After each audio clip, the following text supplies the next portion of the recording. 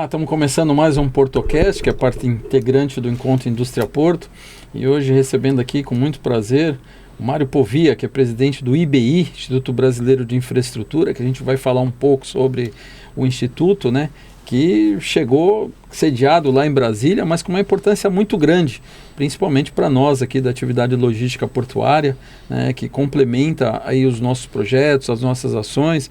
A gente vai conversar com o Mário aqui para saber quais são os projetos futuros do IBI. Mário, seja bem-vindo aqui ao nosso PortoCast. Obrigado, André, é um prazer grande estar aqui com você, te rever por aqui. E vamos falar um pouco do Instituto, da Frente Parlamentar. Está muito animado aí com essa agenda.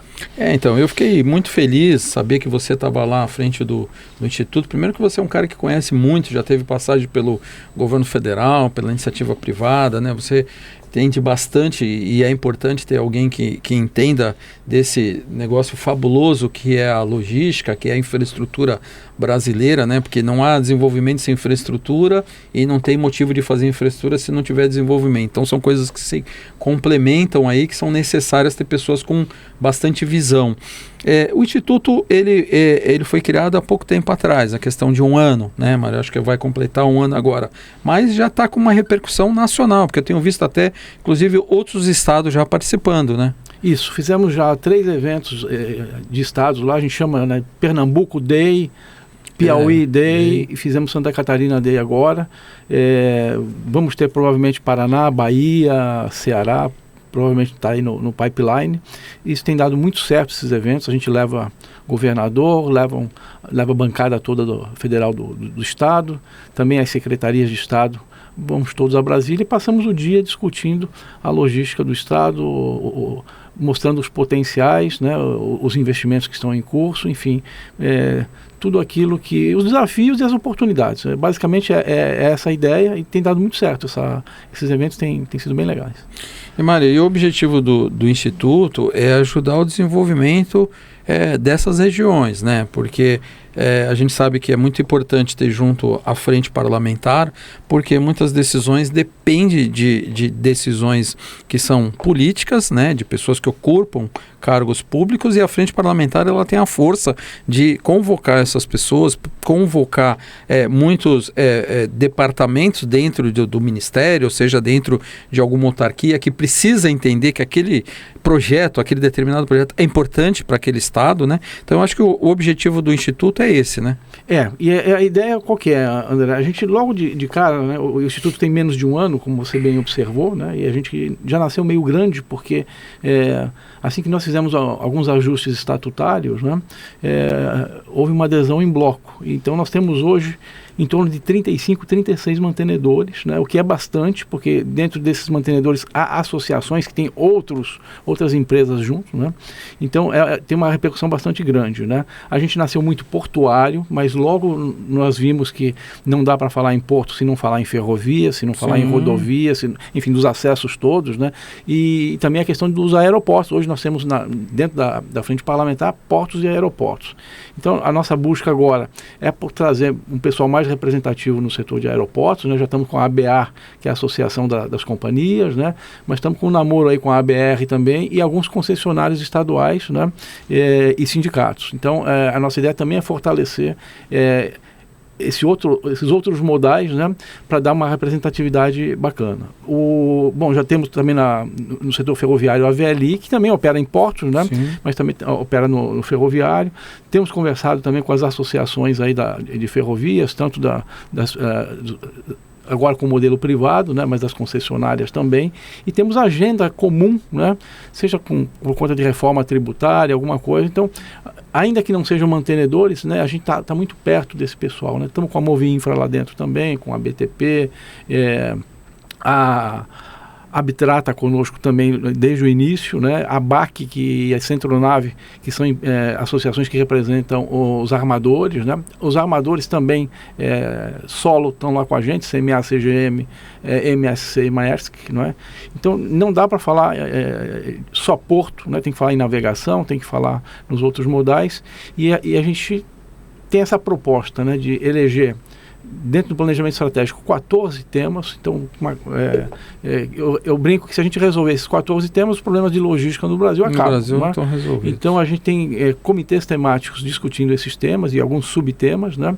E algo mais particular, mais específico, a gente cria grupos de trabalho. Qual é a ideia, André?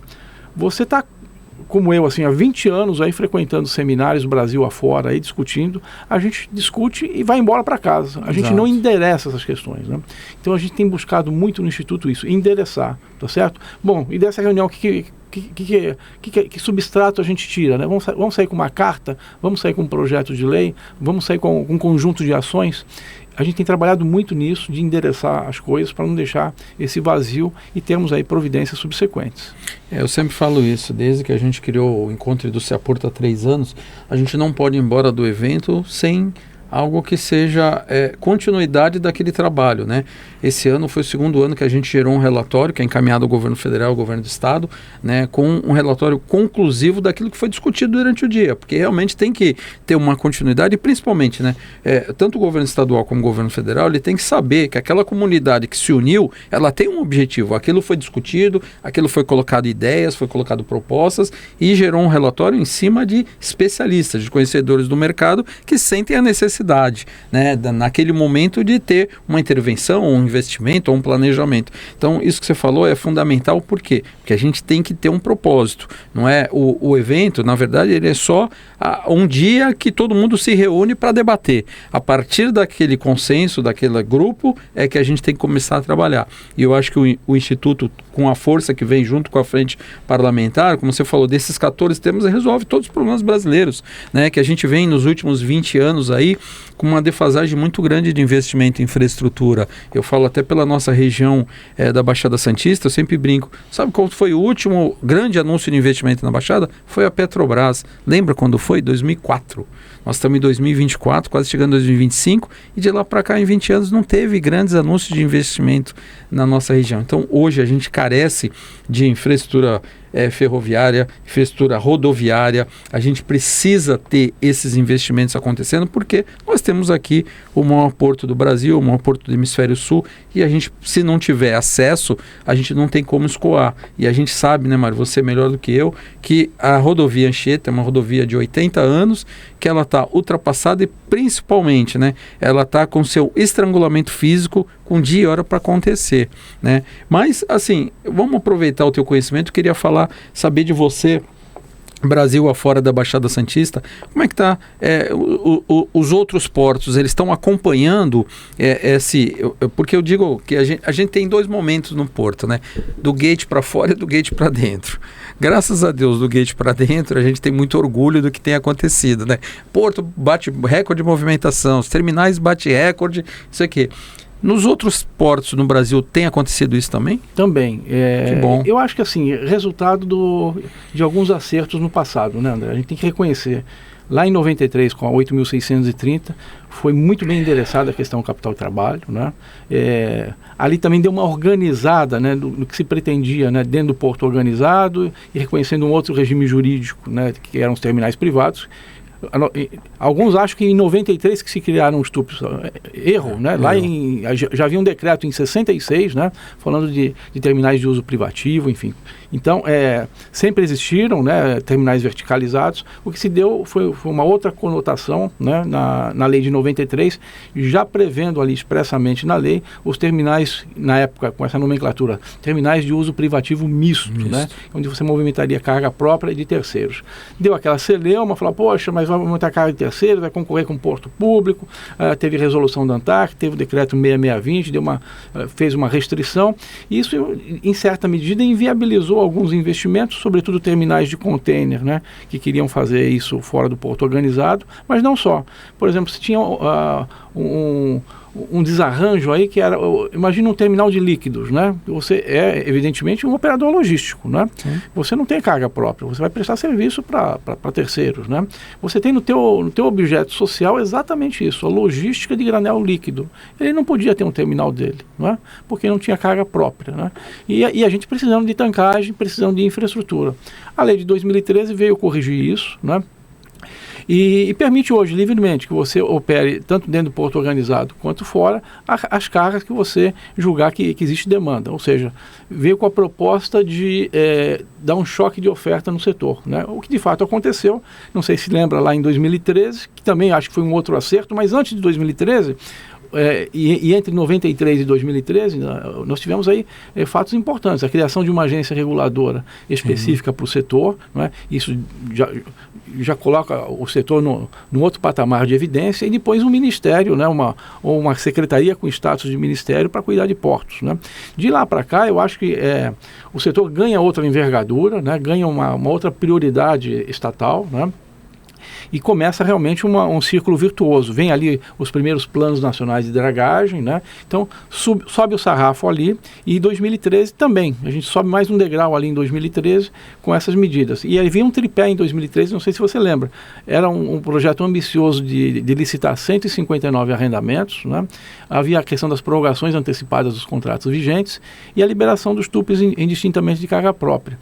Esse tripé, ele começa a produzir resultado em momentos distintos, né? Houve inicialmente uma frustração nas licitações, porque era um modelo por menor tarifa, isso não fazia muito sentido para os arrendamentos, né? Mas as outorgas de terminais privados andaram bem, e principalmente as prorrogações antecipadas andaram muito bem no primeiro momento, e hoje a gente começa já com pipeline, né?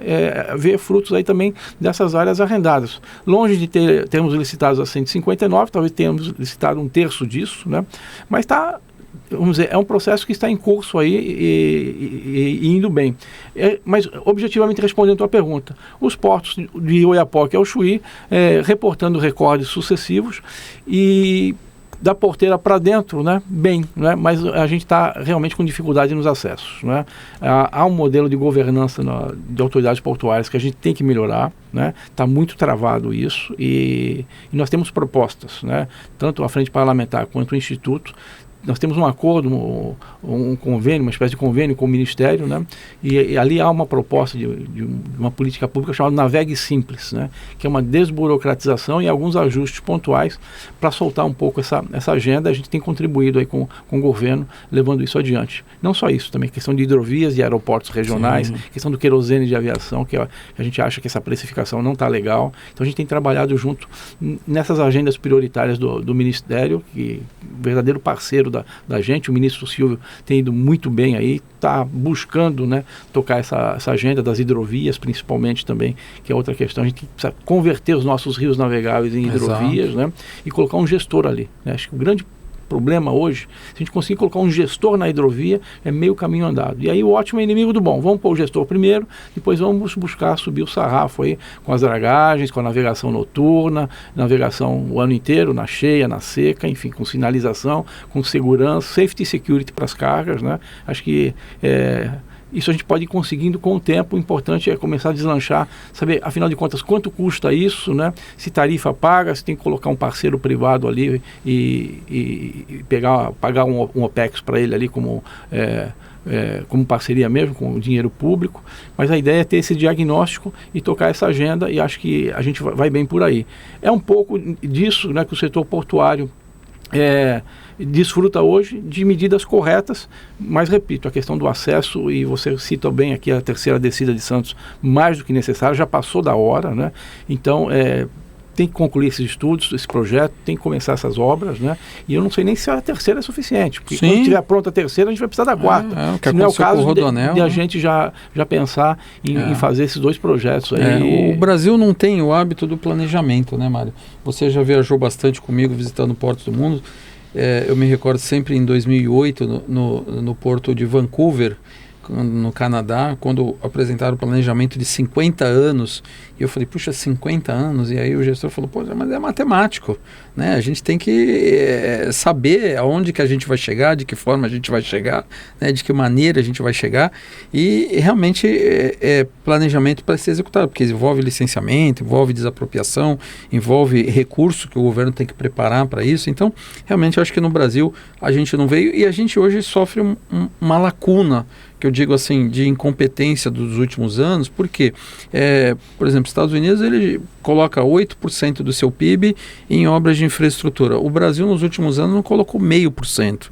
Então, quer dizer, o que acontece? É a mesma coisa que você morar numa casa onde você não faz a manutenção. Chega num determinado momento, você não precisa de uma manutenção, precisa de uma grande reforma. O Brasil hoje precisa de uma grande reforma na infraestrutura. O Brasil precisa se redesenhar, e eu acho até que o Brasil hoje, ele tem dentro da sua estrutura brasileira entidades que fazem muito bem esse papel, né, que é de planejamento. Que a gente não tem condições de colocar isso em execução, porque o Brasil tem um potencial marítimo muito grande, tem um potencial hidroviário sensacional. Para quem já esteve em Rotterdam, e a gente vê aquelas barcaças o dia inteiro levando e trazendo mercadorias e assim, são altamente produtivas. Você falou do setor aéreo. O Brasil é o segundo país no mundo que mais tem aeroportos, só perde para os Estados Unidos, mas 90% dos aeroportos inoperantes. Por que não talvez transformar esses aeroportos em grandes condomínios logísticos, aproveitando a sua área, né, que é o caso que eu conversei há alguns anos atrás com o ex-ministro Márcio França. Eu falei para ele, eu vejo o aeroporto do Galeão no Rio como um grande potencial logístico aeroportuário, porque ele tem área para que você consiga trazer a indústria de transformação, a indústria de tecnologia, Viracopos também, né? Viracopos, né? Usar uma grande parte da área disso. Então, a gente precisa criar esses projetos aproveitando esses modais. O Brasil, ele tem uma localização estratégica na América, né? A gente consegue rapidamente acessar os países aqui da América do Sul em questão de 1 hora, a gente consegue em questão de 3, 4 horas atingir a América Central e a América do Norte em torno de 6, 8 horas. Então, quer dizer, eu acho que para logística aeroportuária, que a gente utiliza muito pouco, tem um caminho muito grande. Mas assim, Mário, eu entendo que o Instituto, ele é talvez o planejador dessas ações entre o governo federal e a iniciativa privada, de a gente fomentar mais parceria público-privada, ou através do manifesto de interesse privado em cima de algo público que está ali parado, né? Sempre me recordo, sou muito amigo do Murilo, que é dono do aeroporto de Cabo Frio, que aquela pista de Cabo Frio era uma pista de 1.600 metros, municipal, que não era utilizada. Um dia o Murilo, com toda a experiência dele em transporte e logística, ele falou, puxa, isso aqui vai ser uma base do pré-sal. O que eu preciso? Eu preciso ampliar a pista para chegar a 2.600 metros, porque a nível do mar desce qualquer aeronave. Inclusive o Antonov desceu para a Petrobras lá em Cabo Frio, com 45 metros de largura, e transformou o que é o aeroporto de Cabo Frio hoje. Grande parte da produção de petróleo opera a partir daquilo ali. Então, o que eu vejo nesse momento? Que o papel do Instituto, ele é fundamental para o desenvolvimento do Brasil dos próximos anos, porque vocês têm expertise, vocês têm a frente parlamentar e, principalmente, vocês têm a velocidade que muitas vezes o governo não tem, né? Exatamente isso. E essa questão da parceria público-privada, isso é lato sensu, né? Isso pode ser uma concessão, pode ser com vários desenhos de modelo, né? Ela é fundamental, né? Você tocou na questão dos investimentos, né? Nós vamos ter cada vez menos recursos públicos para a infraestrutura. Infelizmente, esse cenário não vai mudar, né? E já estamos muito aquém da média mundial nesses investimentos, e há efetivamente interesse e recursos privados que querem efetivamente entrar nesse... aportar esse capital na infraestrutura brasileira. Mas muitas vezes as nossas amarras burocráticas, a gente não tem uma resposta imediata para essa demanda e para esse capital que está disponível, né? Por exemplo, se você quiser hoje, né, desenvolver uma carga em determinado porto, né? Você chega com um projeto lá, fala, olha, você tem que doar um EVTEA para cá, não é? Nós vamos analisar esse EVTEA, vamos colocar a área em licitação, mas isso tem que ser aprovado no Tribunal de Contas, tem que ser aprovado no Ministério, tem que passar pela agência reguladora. Então, em 3 anos, você vai ter essa área licitada. O mercado não espera isso. Se você tem uma oportunidade, não é? Você quer fazer aquilo rápido, não é? Então, você parte para um terminal privado, ou você parte para uma parceria para alguém já brownfield que tá no mercado. E a gente acaba perdendo essa oportunidade de pegar uma estrutura ociosa, não é? Greenfield, né? E transformar ela em algo que a gente precisa muito, né? Gerar emprego, gerar renda e gerar infraestrutura. Então hoje nós estamos dizendo não para esse tipo de investimento, e a ideia é exatamente simplificar isso. Nós temos uma proposta, digamos assim, né? de fazer um valuation diferente para essas áreas, né? Ao fim e ao cabo, o que a gente quer é prover infraestrutura. Então, esse modelo de precificação não significa que vai ser pago menos, apenas que a gente vai usar uma outra metodologia para precificar essa área. E a ideia qual é? Você abre o PDZ do porto, vê as áreas que estão disponíveis, né? O próprio PDZ diz para quais cargas essas áreas estão disponíveis e você já deixa isso pré-precificado, tá certo? Quando surge um interessado, ele quer aquela área, você faz um anúncio público singelo para saber se há outros interessados. Não havendo, você celebra o contrato com ele, apresenta um projeto conceitual de início, você fala, olha, faz sentido para a gente, celebra o contrato, tem um preço ali e está tudo em ordem e você permite a ele desenvolver esse negócio. E sem tirar essa conotação de isonomia, porque é uma área pública, né? Havendo outros interessados, você leva a leilão, Sim. mas uma coisa muito mais expedita, esse leilão, você já sabe quanto ele vai pagar, aspas, pelo aluguel da área, né? Esse leilão vai ser para um plus aí, que a gente chama de custo de oportunidade, para quem dá um lance maior. Não havendo outro interessado, a lei já prevê hoje, né? Se houver um único interessado, você não precisa levar a leilão, você celebra o acordo. Mas se você precisa ter uma ferramenta, um EVTE para precificar, é aí que está todo o tempo a análise desse estudo, onde demora-se muito. Então a ideia é você fazer esse estudo global, sistêmico, e por que não também, André, começar a pensar em licenciamentos, né, de corredor logístico, do cluster Sim. portuário como um todo, né? Aí quando você tiver o teu empreendimento ali, já tem aí a rima pronto, você já vai direto ao ponto ali, faz um licenciamento muito mais expedito, né? E você também permite ao órgão ambiental uma visão holística daquilo, né? Isso faz muito mais sentido. Mas é aquilo que você falou, tem que ter planejamento. E parece que os ministérios estão perdendo essa capacidade de planejar porque tem muita tarefa executiva dentro dos ministérios, né? A lei de 2013 concentrou muito em Brasília algumas atividades operacionais, né? Esvaziou algumas competências de docas, levou isso para o Ministério. À época, talvez isso fizesse sentido, né? Você tentar padronizar o modelo, colocar, vamos dizer, sistematizar modelos de ocupação, de contrato, mas hoje isso não faz mais sentido, né? Hoje, docas, as federais, toda a diretoria executiva é indicada pelo ministro, o presidente do Conselho de Administração é indicado pelo ministro, o presidente do CAP é indicado pelo ministro, tem lá alguém do Ministério dentro do Conselho Fiscal, não é? Então já é um longa-manos do Ministério aquilo. Então não faz muito sentido mais sobrecarregar Brasília com atividades operacionais e deixar essa parte nobre da política pública e do planejamento, né, no segundo plano. Acho que essa é a questão. Isso aí vai ser o grande diferencial, né? E assim, uma das coisas que eu fiz um comentário há muitos anos atrás, uma entrevista que eu dei ao Valor Econômico, quando houve a concessão dos aeroportos, Viracopos, eu falei assim, o modelo de concessão Viracopos não se paga, porque as tarifas aeroportuárias no Brasil são muito baixas e o operador aeroportuário ele fica com 70% do valor da tarifa. Então você tem que ter dentro de uma estrutura aeroportuária um movimento de passageiros muito grande para você cobrir aquilo que você ofertou e principalmente até para você manter o aeroporto.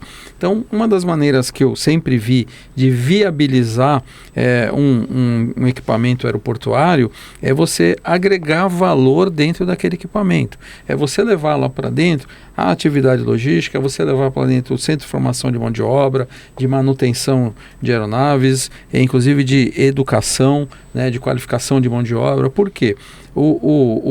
A pista, sim, ela é só um acessório de um grande complexo aeroportuário. Eu acho que você tem no Brasil algumas regiões estratégicas onde você usa aviões que têm um custo hora-voo mais baixo, que são aviões que voam em torno de 700 quilômetros, né? E eles podem operar de uma forma com que você distribui a carga dentro do Brasil, principalmente com o incremento do e-commerce, que vem, graças a Deus, evoluindo bem no Brasil. Você vê anúncios, como recentemente agora o Mercado Livre falou, nós vamos dobrar a nossa operação no Brasil. Isso é consequência das compras online, que se facilitaram, e cada vez mais, você tendo velocidade de entrega, as pessoas vão usar mais esse mercado. Isso não quer dizer que vai acabar o mercado físico, né? Porque a gente vai continuar consumindo no mercado físico, mas o consumo empresarial, hoje, ele está grande parte voltado para a compra do e-commerce. E eu acho que a gente tem que ter grandes espaços espalhados pelo Brasil, onde você otimiza custo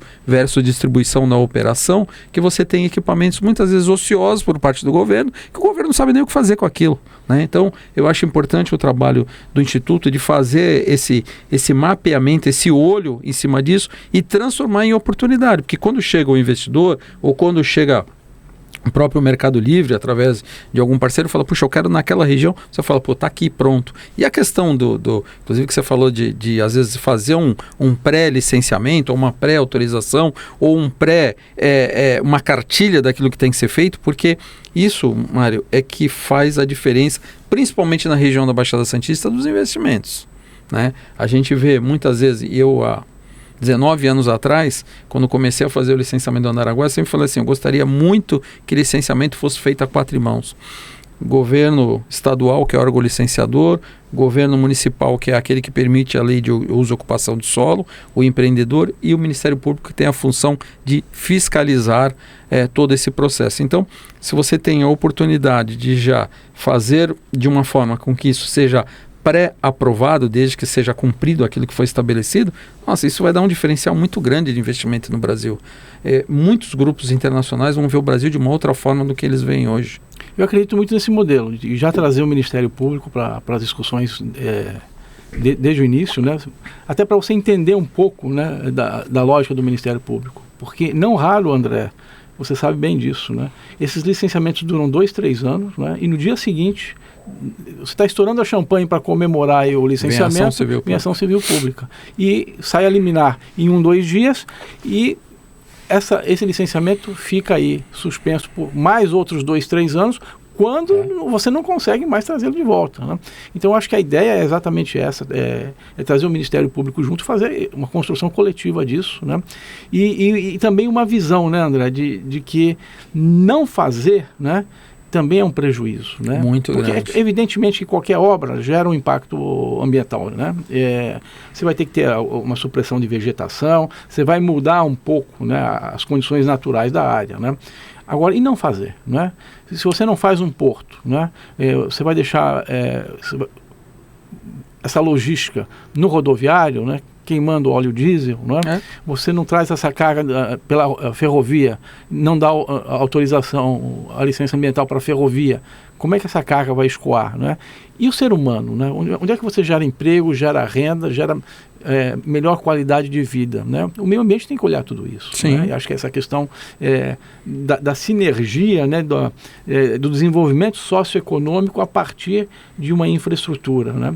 Eu acho que isso é muito importante sensibilizar, inclusive o judiciário. Eu queria falar um pouco aqui, a gente tem trazido muito o judiciário para a mesa, né, dos nossos embates aqui, das nossas conferências, dos nossos seminários, né, e sobretudo na questão do capital-trabalho. Eu tenho visto aí ministros do TST, desembargadores dos tribunais regionais do trabalho, né, e a gente deveria fazer isso também, né, para a área não trabalhista, digamos assim, a área civil, né? Sim. Também trazer o pessoal do STJ, dos tribunais regionais e dos próprios tribunais de justiça para entender melhor o setor, né? Aqui em Santos existe uma formação em direito, né, com direito portuário, com direito marítimo, né? Mas muitas faculdades de direito não têm essas cadeiras. Não tem. Então, você tem aí juízes, desembargadores que não conhecem, né, profundamente o setor, né? E essa é uma oportunidade boa de aproximá-los, de entender a realidade.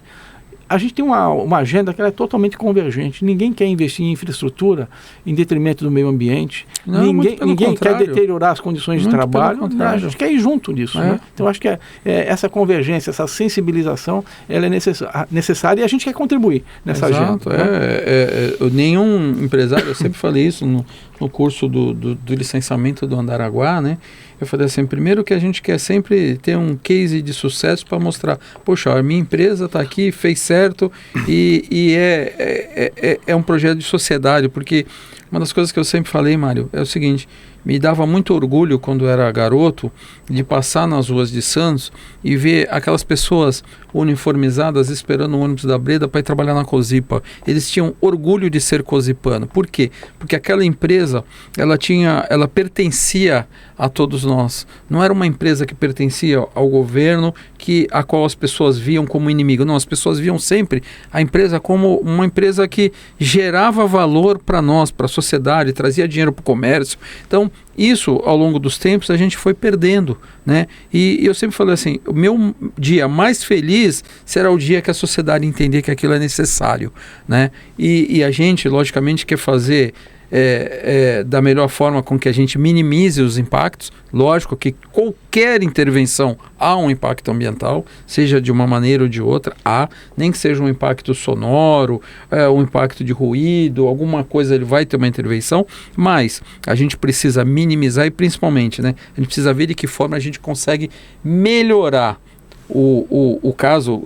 Contando o caso específico do Andaraguá, eu me lembro que uma das defesas que eu fiz ao desembargador no tribunal foi que lá havia um decreto de 1966 pedindo para que ali fosse criada a zona industrial da Baixada Santista, ocupando uma área de 11 milhões de metros quadrados, que ia ser 100% desmatada. E eu falei, olha, hoje nós estamos em 2021, ocupando 19% da área e preservando 81%. Olha o ganho ambiental que tem. E essa perda de massa vegetativa, na verdade, ela está sendo transferida para outros locais, onde a empresa tem a obrigação de fazer o replantio, de fazer...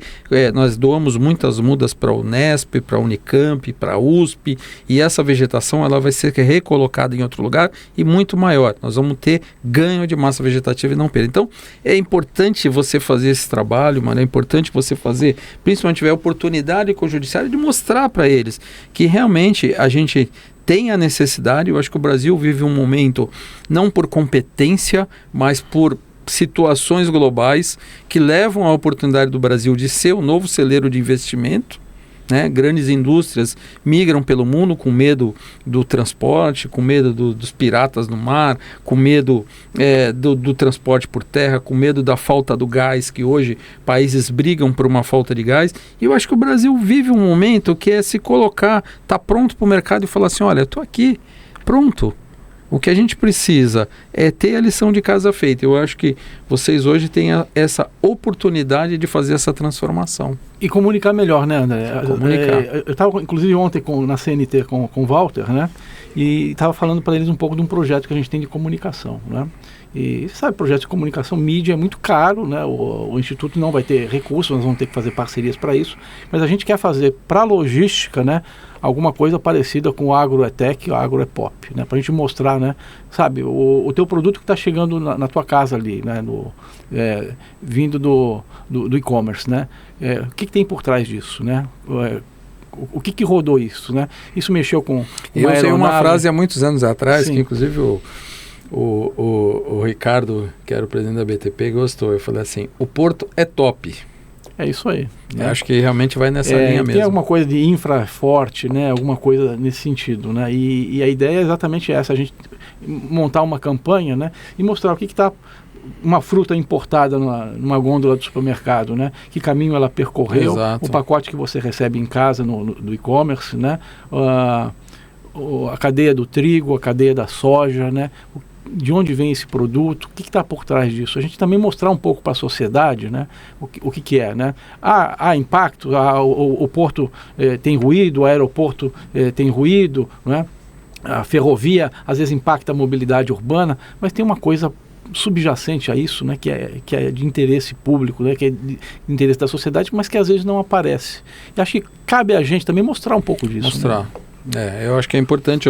Um dos erros que eu sempre falo, né, a autoridade portuária foi ter ficado muitos anos ausente de se comunicar com a sociedade. Eu acho que é importante a sociedade entender. Eu não sei de você, mas, Mário, a primeira vez que eu escutei falar na relação Porto-Cidade foi em 2006, em Barcelona, quando foi aberta essa discussão, a relação porto-cidade. Eu acho que aqui a autoridade portuária em Santos demorou muito tempo para entender a importância dessa relação, porque muitas vezes eu vou caminhar na praia domingo, eu vejo as pessoas falando, a praia está suja por causa do porto. E a gente sabe que não é. Porque isso aqui é por causa do porto. As ruas são esburacadas por causa do porto. Se a gente tem problema na rodovia é por causa do porto. E na verdade a gente sabe que não é, né? Então, assim, cabe também ao segmento mostrar realmente. Outro dia fiz uma conversa aqui com o Flávio de Eldorado, mostrar o seguinte, que a celulose sai lá do Mato Grosso, anda 1.100 quilômetros para chegar aqui, e que grande parte disso vai para os Estados Unidos para fazer embalagem do produto do e-commerce, que muitas vezes volta para o Brasil. Exatamente, interessante, né? Então, como é que a gente tem que entender todo esse processo para dizer o seguinte, o mundo hoje é altamente consumista, né? E uma das teses que analiso, eu gosto de planejamento e gosto de estudar futuro, né?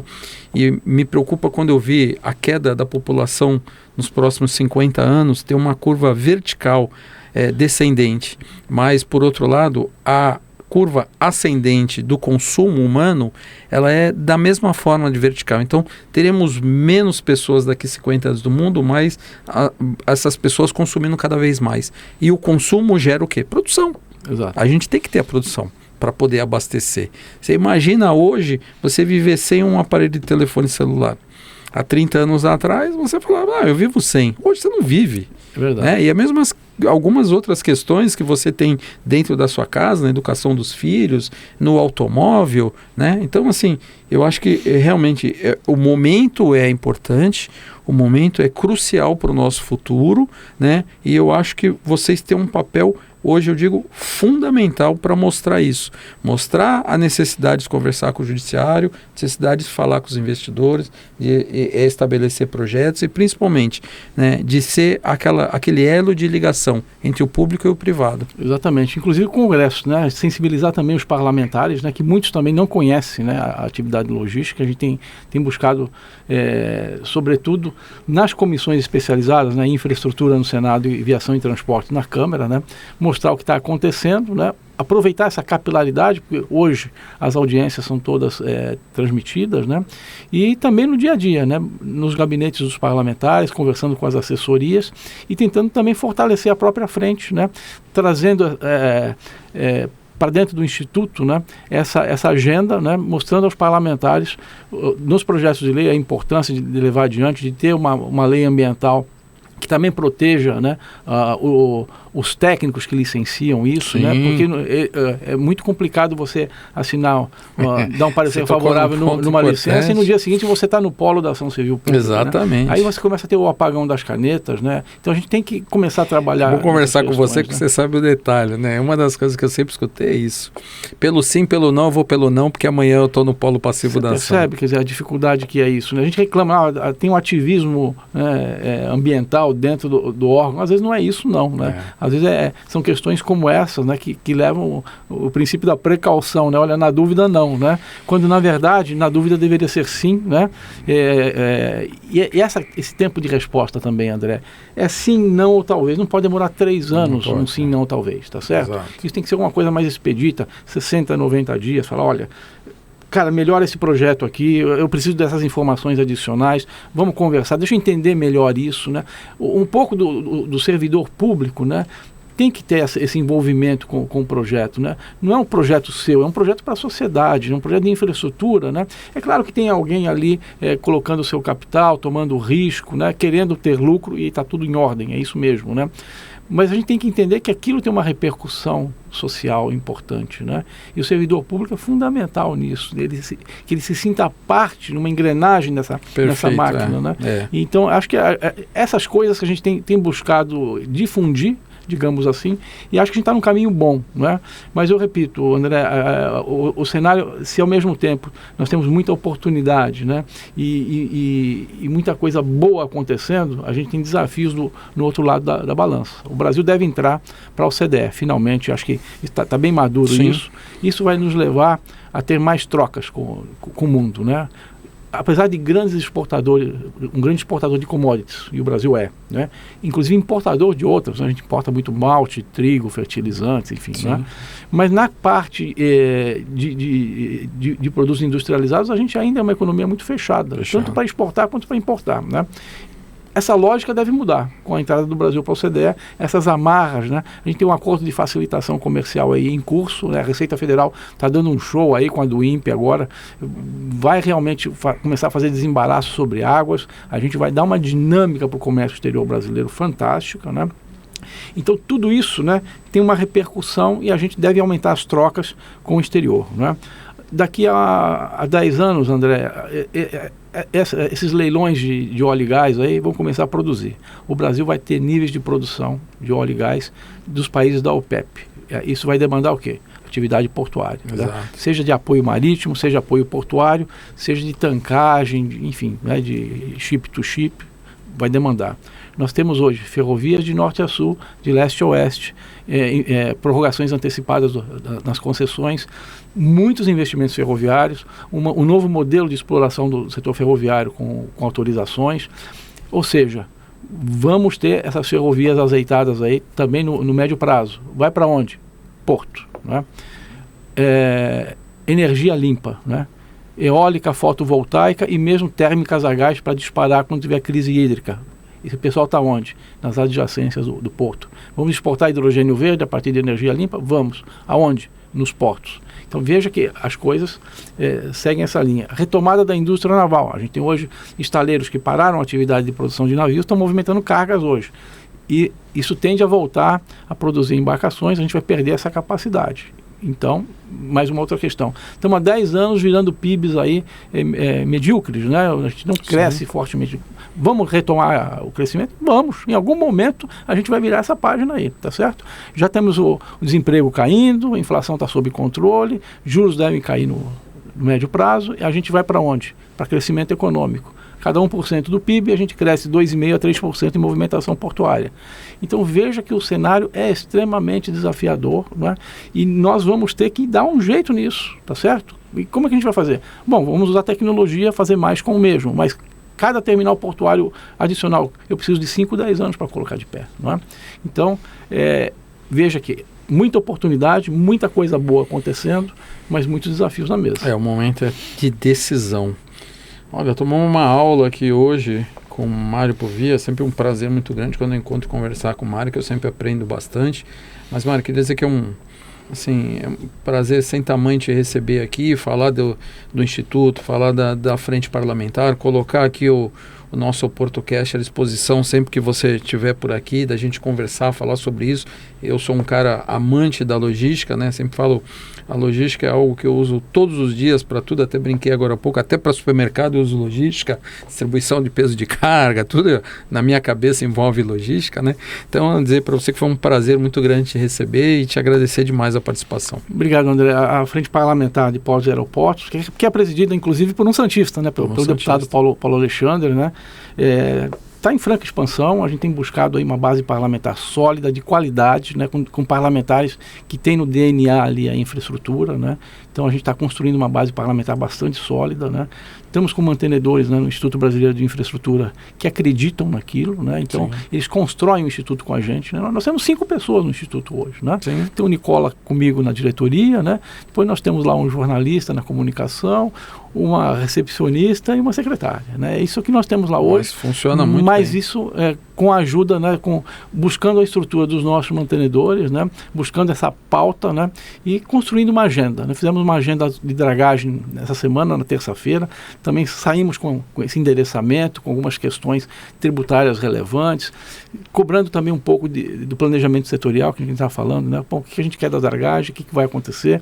Vai ter concessão de canal de acesso? Vai, mas e até lá, né? Que providências que nós estamos tomando, né? Vai aprofundar, não vai aprofundar? Como é que a gente vai enfrentar os navios 366 que estão batendo a nossa porta, essas questões todas, né? Então, esse tipo de discussão ela é muito positiva e a gente precisa discutir, mas, sobretudo, endereçar, né? A gente tem trabalhado nisso. Queria agradecer a oportunidade de estar aqui com você. Sempre um prazer muito grande de rever você, um querido amigo, né? E contar com a gente lá em Brasília. Brasília e no Brasil, né? A gente está tá em todo canto aí, discutindo infraestrutura e buscando caminhos aí, sobretudo, para que as coisas aconteçam. Isso aí. Muito obrigado, Mário.